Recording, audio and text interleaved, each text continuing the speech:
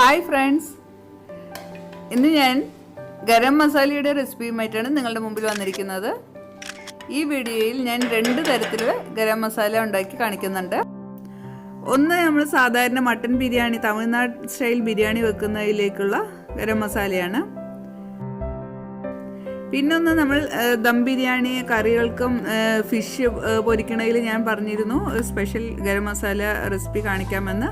അതാണ് ഈ 2 രീതിയിലുള്ള ഗരം മസാലയുടെ റെസിപ്പി കാണാൻ വേണ്ടി ഹഫ്സാസ് കിച്ചൻ ക്രാഫ്റ്റിലേക്ക് സ്വാഗതം.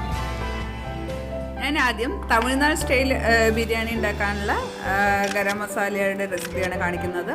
അതിനാവശ്യമായവ, ഈ ഗരം മസാലയിൽ പട്ടയാണ് നമ്മൾ കൂടുതലായി എടുക്കേണ്ടത്. പട്ട എടുക്കുന്നതിൻ്റെ പകുതി ഭാഗം, ഇതിപ്പോൾ പട്ട വലിയ വലിയ പീസുകളായതുകൊണ്ട് നമുക്ക് അളവ് പറയാൻ പറ്റില്ല. പക്ഷേ കറാമ്പു ഏലക്ക എടുക്കുന്നത് 1:2 എന്ന റേഷ്യോയിലായിരിക്കണം. കറാമ്പ് നമ്മൾ 1 കപ്പ് എടുക്കുകയാണെങ്കിൽ 1/2 കപ്പാണ് ഏലക്ക എടുക്കേണ്ടത്. പിന്നെ ഇത് ജാതിക്ക നമുക്ക് ഇതുപോലെ ഒരു ജാതിക്ക എടുക്കാം. പിന്നെ ഇത് തക്കോലം എന്ന് പറയും. ഇതിന് ഞാൻ 3 എണ്ണം എടുത്തിട്ടുണ്ട്. നമ്മൾ അധികം മസാല ഇടുമ്പോൾ അതിലൊരു കുത്തൽ വരും. ഈ അളവിലാണ് എടുക്കേണ്ടത്. ഏലക്ക കൂടിപ്പോയാലും കറാമ്പ് കൂടിപ്പോയാലും ബിരിയാണിക്കൊരു കുത്തൽ അനുഭവപ്പെടും. ഈ അളവിൽ കൃത്യം എടുത്താൽ മതിയാവും. ഞാനിതെല്ലാം കൂടെ ഒന്ന് വെയിലത്ത് വെച്ചാണ് ഉണക്കിയത്. ശേഷം പൊടിച്ചെടുത്തു.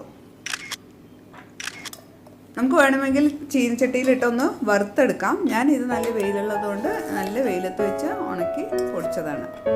ഇത് നമുക്ക് 1 കൊല്ലത്തോളം അത് കേടുകൂടാതെ നമുക്ക് സൂക്ഷിക്കാൻ പറ്റും. തമിഴ്നാട് സ്റ്റൈൽ ബിരിയാണിക്ക് ടേസ്റ്റ് കൂട്ടാൻ നല്ലൊരു പങ്ക് ഈ ഗരം മസാലയ്ക്ക് ഉണ്ട്. നമ്മളിത് 1 കിലോക്ക് 1 സ്പൂൺ എന്ന രീതിയിലാണ് ഈ ഗരം മസാല ചേർത്താറ്. ഇന്നൊരു രീതി കാണിക്കാമെന്ന് പറഞ്ഞിരുന്നു. അതിലേക്ക് ഞാൻ എടുത്തിട്ടുള്ളത് പട്ട, സാഹജീര, സീമജീര എന്നൊക്കെ പറയും. ഇത് പെരിഞ്ജീരകം. പിന്നെ 10 ഗ്രാമ്പ് എടുത്തിട്ടുണ്ടെങ്കിൽ 5 ഏലക്ക എടുത്തിട്ടുണ്ട്. 1 ടീസ്പൂൺ കസകസയും എടുത്തിട്ടുണ്ട്. പിന്നെ തക്കോലം 3 എണ്ണം എടുത്തിട്ടുണ്ട്. 1 ജാതിക്കയും 1 ടീസ്പൂൺ കുരുമുളകും എടുത്തിട്ടുണ്ട്.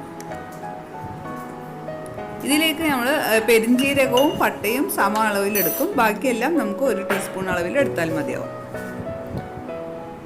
കസകസ ഇതെല്ലാം നമ്മൾ വെയിലത്ത് വെച്ച് ചൂടാക്കി എടുത്തതാണ്. വേണമെങ്കിൽ വറുത്തും എടുക്കാം. ജാതിക്ക ചേർത്തുമ്പോൾ വേണമെങ്കിൽ ഒന്ന് പൊട്ടിച്ചിട്ട് ചേർത്തിയാൽ മതി. പൊട്ടിക്കുമ്പോൾ ചിലർ അതിൻ്റെ ഉള്ളിലത്തെ പരിപ്പ് മാത്രം ചേർത്തലുണ്ട്. അങ്ങനെയാണെങ്കിൽ അതുപോലെ ചേർത്താൽ മതി. പിന്നെ നമ്മൾ ബാക്കി എല്ലാ സാധനങ്ങളും അതിലോട്ട് ചേർത്തി ഒന്ന് പൊടിച്ചെടുക്കാം. ഈ ഗരം മസാല ഫിഷ് ഫ്രൈ ചെയ്യാനും അതുപോലെ ചിക്കൻ ഗ്രേവി, ദം ബിരിയാണി അങ്ങനത്തെ ജീരകം ഉപയോഗിച്ചിട്ടുള്ള കറികൾ വെക്കുന്നതിലേക്കൊക്കെ ഈ ഗരം മസാല ചേർത്താവുന്നതാണ്.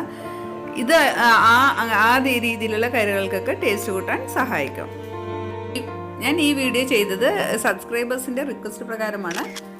ഈ വീഡിയോ നിങ്ങൾക്ക് ഉപകാരപ്പെടുമെന്ന് വിചാരിക്കുന്നു. മറ്റൊരു വെറൈറ്റി വീഡിയോയുമായി നെക്സ്റ്റ് വീഡിയോയിൽ കാണാം. അതുവരെ stay blessed. Thanks for watching. Have A nice day.